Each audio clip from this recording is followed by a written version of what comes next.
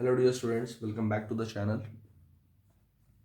So today we are going to discuss about joint stock company. So what is this joint stock company? See, it is basically the company form of organization. अभी तक हमने जो पढ़ा, we have studied sole proprietor जहाँ पे single owner होता है. Then we have studied HUF, Hindu undivided family, जहाँ पे फैमिली रन करती है बिजनेस को, करता जो है लीडिंग पर्सन होता है.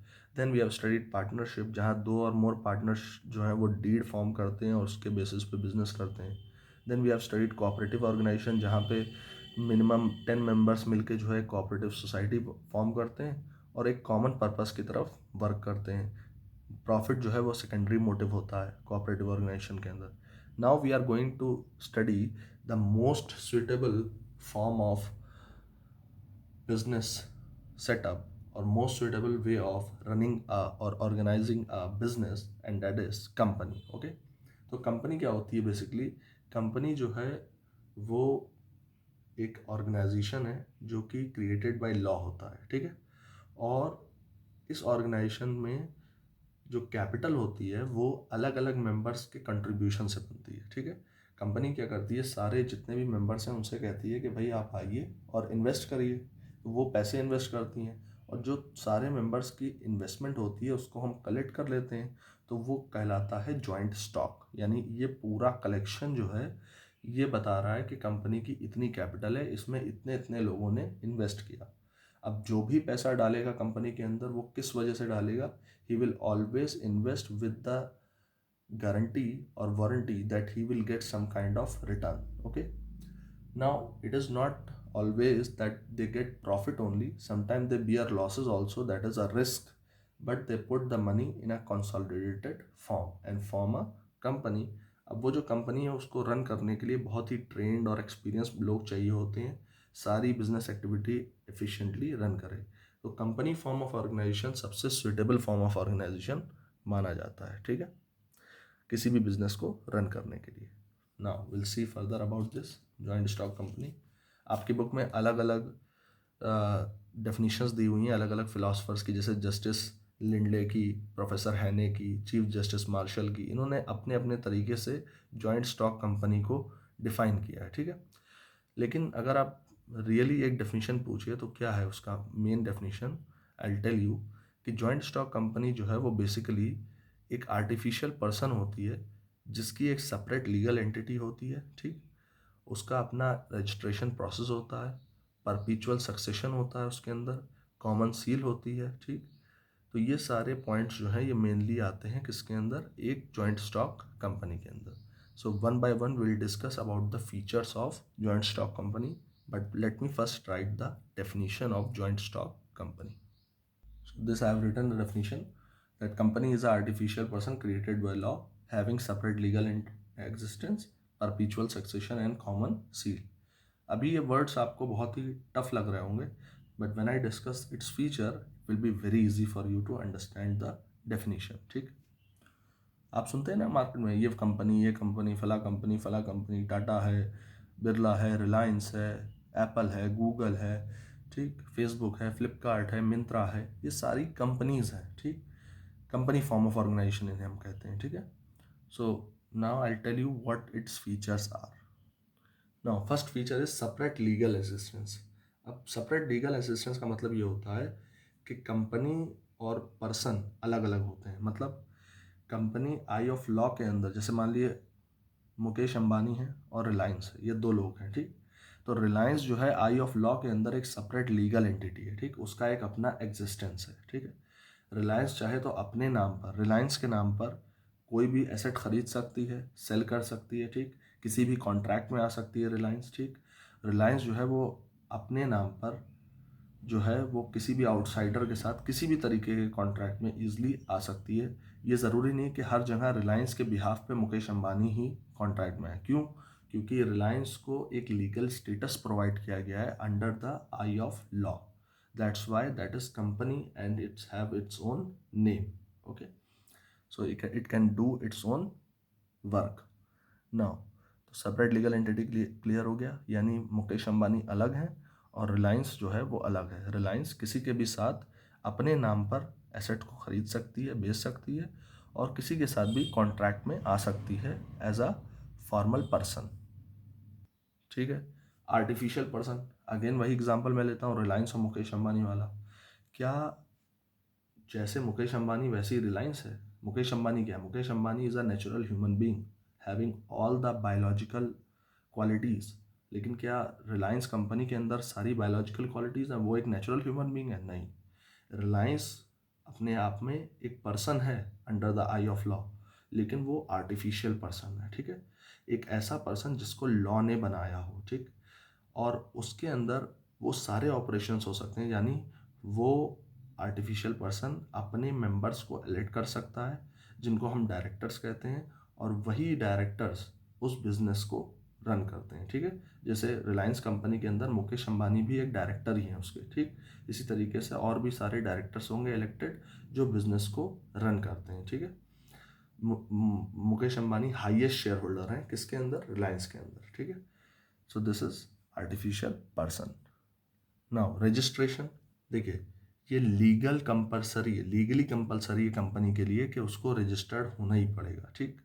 पहले जो है कंपनीज रजिस्टर्ड होती थी कंपनीज एक्ट 1956 के अंदर, लेकिन आफ्टर 2013 एक नया कंपनीज एक्ट बना, कंपनीज एक्ट 2013, जिसके बेसिस पे आज कंपनीज को हम रजिस्टर्ड करते हैं टिल 2020, ठीक। अब 2020 में हम रजिस्ट्रेशन उसके बेसिस पे करते हैं, और बिना रजिस्ट्रेशन के इस एक्ट के अंदर रजिस्टर हुए बिना कोई भी कंपनी लीगली रन नहीं कर सकती है, ठीक है। पॉसिबल ही नहीं, मैंडेटरी रजिस्ट्रेशन है under joint stock company features, ठीक है। नेक्स्ट इज परपीचुअल सक्सेशन, ठीक है। अब जैसे मैं रिलायंस और वो वाला मुकेश अंबानी वाला एग्जांपल ले रहा था, उसी को कंटिन्यू करूंगा। परपीचुअल सक्सेशन मतलब कि कब तक कंपनी जिंदा रहेगी, ठीक, कब तक उसकी लाइफ है। तो कंपनी की life will go on and on, ठीक। जैसे मान लिया आज मुकेश अंबानी है, क्या मुकेश अंबानी लाइफ टाइम के लिए रह सकते हैं? Not possible. कल को वो नहीं भी होंगे तो भी कंपनी की life goes on and on, it will not affect, okay. उनके रहने या नहीं रहने से कोई इफेक्ट नहीं आएगा। वो नहीं रहेंगे, चले जाएंगे, उसमें से कोई भी मेंबर, कोई भी कंपनी का मेंबर, शेयर होल्डर, वो जो है इंसॉल्वेंट हो जाए, इनकैपेसिटी हो जाए, डेथ हो जाए उसकी, ठीक, वो ना रहे कंपनी में, इससे कंपनी को कोई इफेक्ट नहीं पड़ता। कंपनी एक कॉन्टिन्यूअस एग्जिस्टेंस होती है कंपनी की, ठीक। चलती रहेगी कंपनी जब तक उसको प्रॉपरली वाइंड अप नहीं किया जाए। प्रॉपरली वाइंड अप से मेरा मतलब है कि उसकी सारी एसेट्स को सेल आउट करके और उसको बिल्कुल ख़त्म कर दिया जाए, ठीक, लीगल प्रोसीजर्स के थ्रू। अगर तब तक ये नहीं किया जा रहा तो कंपनी अपनी जगह रहेगी, चलती रहेगी, चाहे पर्सन रहे और चाहे ना रहे, उससे कोई मतलब नहीं है। It is called परपीचुअल succession. Next is common seal, ठीक। अब ये बताइए, जैसे हर इंसान होता है, एक इंडिविजुअल पर्सन है, नेचुरल ह्यूमन बींग है, आप और हम हैं, हम लोग की अपनी परमानेंट कॉमन सील क्या है? कॉमन सील है हमारा सिग्नेचर। हम कोई भी चीज़ को वेरीफाई ऑथराइज करते हैं तो we do a signature on it, ठीक। जैसे हमसे कहा जाता है कि इसको सेल्फ वेरीफाई कर दो, तो सेल्फ वेरिफिकेशन में हम क्या करते हैं? We put a signature. तो इसी तरीके से कंपनी की अपनी एक कॉमन सील होती है, ठीक। जो मोहर जिसे आप कहते हैं ना, वो होती है कंपनी की। तो वो मोहर जो होती है उसके अंदर कंपनी का नाम लिखा होता है, ठीक, जैसे प्रॉपर सिंबल होता है कंपनी का। तो वो एक कॉमन सील होती है, और वो सील जिस भी डॉक्यूमेंट पे आ जाएगी उस डॉक्यूमेंट की जिम्मेदारी किसकी हो जाएगी? कंपनी की हो जाएगी, ठीक। अगर वो सील नहीं है तो वो डॉक्यूमेंट कंपनी के तरफ से कोई फॉर्मल अथॉरिटी नहीं रखता। वो डॉक्यूमेंट के अंदर ऑथराइजेशन तभी आएगा जब उस पर कंपनी की कॉमन सील लग जाएगी, ठीक। तो कॉमन सील एक तरीके की सिग्नेचर होती है, ठीक, कंपनी की सिग्नेचर होती है, ठीक। So this is about the common seal of the company. Let us see the next point, limited liability, ठीक। अब जो ये कंपनी होती है ये अलग अलग पर्सन्स के पैसों से बनी होती है, ठीक। जैसे कंपनी अब फॉर्म हो रही है तो कंपनी क्या करेगी? वो शेयर्स देती है।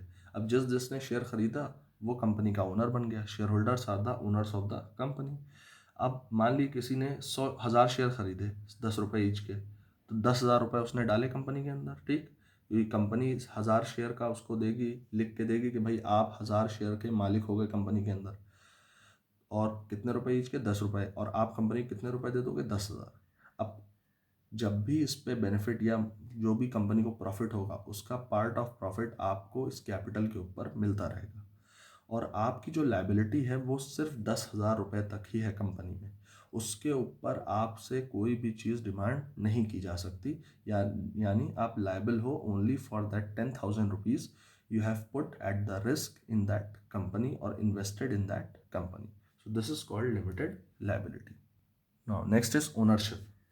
ठीक, ओनरशिप की बात करें तो ओनरशिप किसके हाथ में होती है, तो कंपनी की ओनरशिप जो है वो शेयर होल्डर होता है ओनरशिप। ठीक, अब शेयर होल्डर्स क्या होते हैं, शेयर होल्डर मतलब वो पर्सन जिसने शेयर होल्ड किया है। ठीक, शेयर मतलब क्या होता है, शेयर मतलब पार्ट ऑफ द कैपिटल होता है। ठीक, smallest unit of the capital जो है वो शेयर होता है।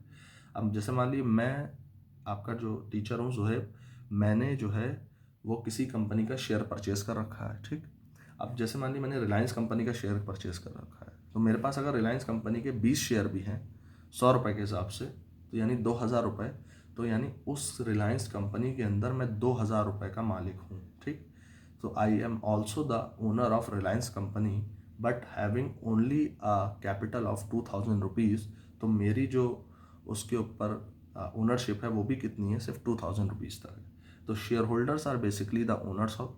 अब जो बड़े शेयर होल्डर्स होते हैं जैसे मुकेश अंबानी, क्यों ओनर कहलाते हैं कंपनी के, बिगेस्ट ओनर इसलिए कहलाते हैं वो कंपनी के क्योंकि वो हाईएस्ट शेयर होल्डर है, यानी कंपनी का मेजॉरिटी शेयर किसके पास है, मुकेश। अगर मान लीजिए वो मेजॉरिटी शेयर आप में से किसी के पास आ जाता है तो मुकेश अंबानी हट जाएंगे और आप जो है वो उस कंपनी के ओनर बन जाओगे, सिंपल एज दैट। ओके, और ये जो शेयर होल्डर्स होते हैं ये मीटिंग करते हैं और मीटिंग के अंदर अपने डायरेक्टर्स को सेलेक्ट करते हैं। ठीक, जो बिजनेस को रन करेंगे, तो उसी में से जो क्वालिफाइड लोग होते हैं उनको सेलेक्ट कर लिया जाता है, वही कंपनी के डायरेक्टर्स बन जाते हैं, simple as that. So these are the features of joint stock company: separate legal entity, artificial person, registration, perpetual succession, common seal, limited liability and ownership। ठीक है, perpetual succession जैसे मैंने बताया, company goes on and on whether the owner is alive or not, या जिसने उसको बनाया उस वो है या नहीं उससे कोई मतलब नहीं है। ठीक है, so this is all about features. Now we'll discuss about merits and limitations of stock joint stock company. सबसे पहली मेरिट है limited liability. As you all know, भाई आपने जितना कैपिटल बिजनेस में डाला है आप उतने ही के लिए लायबल हो, उससे ज़्यादा आपकी लाइबिलिटी नहीं है। जितना आपका शेयर है कंपनी में you are liable for that, तो it's a kind of merit of GSC. GSC मतलब जॉइंट स्टॉक कंपनी। नेक्स्ट, ठीक, next is transfer of interest. इसका मतलब ये हुआ कि आपने कंपनी के अंदर जो भी आपकी ओनरशिप है, जैसे मान लिया आपके पास 100 शेयर हैं कंपनी के, तो उन 100 शेयर को आप जब मर्जी चाहे कैश में बदल सकते हो।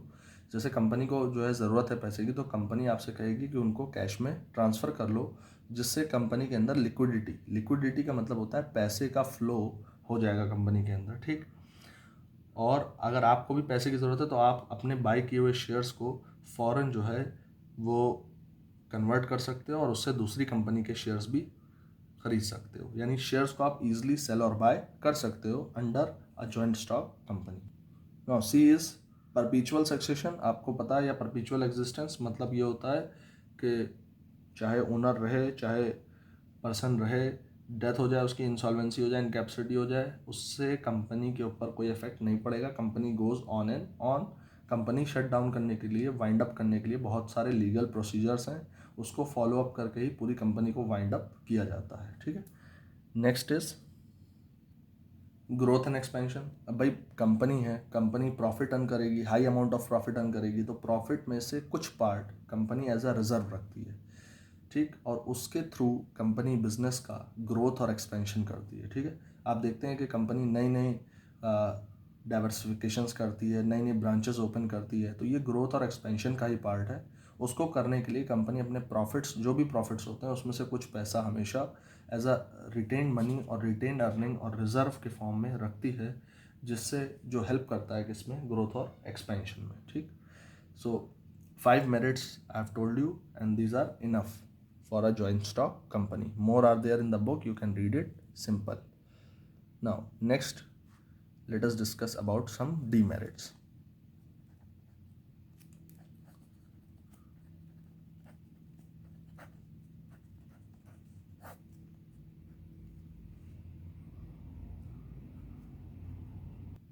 देखिए, पहली डीमेरिट, सबसे बड़ा डिसएडवांटेज इसमें है कि आपको अगर company form of organisation form करना है तो बहुत सारी लीगल फॉर्मेलिटीज़ हैं, बहुत सारे डॉक्यूमेंट्स हैं। अभी आगे आएगा documentation of joint stock company, तो उसमें आप देखेंगे कि there are various documents you have to do और you have to attain before starting a company.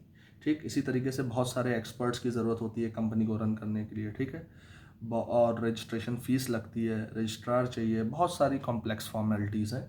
ठीक, ये चीज़ पार्टनरशिप के साथ नहीं थी, ये चीज़ HUF के साथ नहीं थी, ये चीज़ कोऑपरेटिव ऑर्गेनाइजेशन के साथ नहीं थी। लेकिन यहाँ पे लीगल फॉर्मेलिटीज़ बहुत ज़्यादा होती हैं अगर आपको एक पूरी कंपनी को स्टार्ट करना है। ठीक है, डीमेरिट, सेकंड डीमेरिट है लैक ऑफ सीक्रेसी। ठीक, अब कंपनी के साथ सबसे बड़ी प्रॉब्लम है कि कंपनी कोई भी चीज़ सीक्रेट नहीं रख सकती। ठीक, कंपनी फॉर्म ऑफ ऑर्गेनाइजेशन में you have to display all the information available to the general public and all the operations about the company, कि कंपनी के अंदर प्रॉफिट क्या हुआ, कैसे क्या चल रहा है, ये सारी चीज़ें आपको सब कुछ जो है बताना पड़ता है। ठीक, और जहाँ पे कंपनी रजिस्टर्ड होती है, जिसे हम कहते हैं रजिस्ट्रार ऑफ कंपनी, उस ऑफिस के अंदर भी आपको सारी चीज़ें बतानी होती है रिगार्डिंग द कंपनी, कि कंपनी की कैपिटल कितनी है। ठीक, कंपनी में कितने शेयर होल्डर्स हैं, कंपनी कितना प्रॉफिट एम कर रही है, ये सारी चीज़ें you have to tell. So there is lack of secrecy. ठीक, इम्पर्सनल वर्किंग एनवायरनमेंट का मतलब ये हुआ कि कंपनी के अंदर क्या होता है, कंपनी के ओनर्स अलग होते हैं, लेकिन कंपनी के ओनर्स जो हैं वो अलग अलग प्रोफेशनल मैनेजर्स को हायर करते हैं अलग अलग सैलरीज पे, कि भाई आप हमारे यहाँ आइए, मैं आपको इतनी सैलरी दूंगा, हमारा business on behalf of me you manage. तो जब वो हमारे बिहाफ पे मैनेज कर रहा है तो what he will do his task of work, his part of job, और फिर उसके बाद वो अपनी सैलरी लेगा और चला जाएगा। ठीक, अब अगर मान लीजिए उसकी सैलरी नहीं बढ़ती है या उसको जो है बेटर इनकम नहीं, अपॉर्चुनिटी नहीं मिलती है ऑर्गेनाइजेशन के अंदर, तो वो क्या होता है, वो पर्सन, क्योंकि भाई उसकी कंपनी तो है नहीं, वो तो किसी के बिहाफ पे काम कर रहा है, तो वो ही started feeling demotivated and less efficient in working. Okay, तो in personal work environment. Now next is numerous regulations. ठीक, कंपनी के अंदर हर एक डिफरेंट स्टेज पे बहुत सारी फॉर्मेलिटीज़ हैं, वेरियस लीगल फॉर्मेलिटीज़ जो कंपनी एक्ट जो है ले करता है। ठीक, अगर आप उनको मीट आउट नहीं करते हैं तो प्रॉब्लम होगी। कंपनी को जो है वो एनुअल रिपोर्ट्स फाइल करनी होती हैं, कितना कंपनी को सालाना प्रॉफिट हुआ, क्या लॉसेस हुए, सब कुछ बताना पड़ता है। लीगल इंटरफेरेंस बहुत होती है। ठीक है, बहुत सारा टाइम, बहुत सारा पैसा स्पेंड किया जाता है। ठीक, न्यूमरस रेगुलेशन, बहुत सारे रेगुलेशंस हैं इसके अंदर कंपनी फॉर्म ऑफ ऑर्गेनाइजेशन में। ठीक, तो ये कंपनी रन करना भाई सिंपल सी बात है, अगर आप बड़ा प्रॉफिट चाहते हैं तो बड़ा रिस्क भी लेना पड़ेगा। ठीक, और कंपनी फॉर्म ऑफ ऑर्गेनाइजेशन एक ऐसा ऑर्गेनाइजेशन जिसके अंदर आप वर्ल्ड वाइड लेवल पे मल्टीनेशनल फॉर्म्स में और अलग अलग तरीके से बिजनेस को एक्सपैंड कर सकते हैं, ये possibility company type of organisation ही देती है। ठीक है, next last demerit is conflict. ठीक, अब कॉन्फ्लिक्ट हो सकता है भाई, इतने सारे लोग हैं, इतने सारे मैनेजर्स हैं, एम्प्लॉयज़ हैं, डायरेक्टर्स हैं, शेयर होल्डर्स हैं, कहीं भी कहीं कॉन्फ्लिक्ट अराइज हो सकता है, तो उसको आप अवॉइड नहीं कर सकते। वेरियस ग्रुप्स के बीच में प्रॉब्लम्स आ सकती हैं। ठीक, you can not avoid it. So these are the merits and demerits of joint stock company. This much is okay. If you write this much in the paper, that is more enough. Okay. So thank you, students. We'll discuss about types of company in the next video. Press the bell icon for further updates. Like the video and share it. Thank you, class.